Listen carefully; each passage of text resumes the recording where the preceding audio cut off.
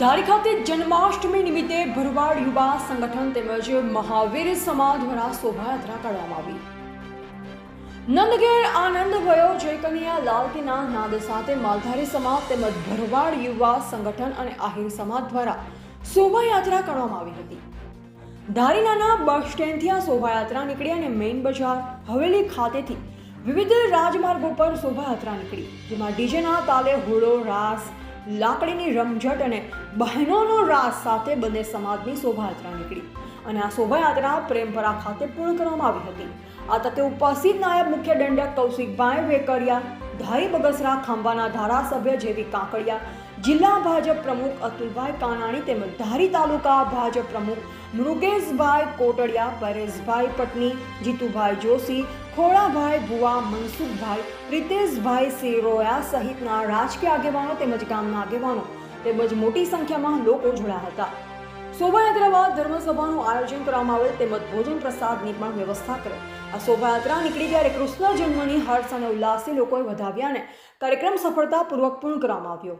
Reporter Damor વનરાજભાઈ, ધારી। આજે ધારી તાલુકા યુવા માલધારી સમાજ દ્વારા આયોજિત 6ઠ્ઠી રથયાત્રા કૃષ્ણ ભગવાનના વધામણા કરવા માટે આજે માનવ મેરામણ ઉમટી રહ્યું છે।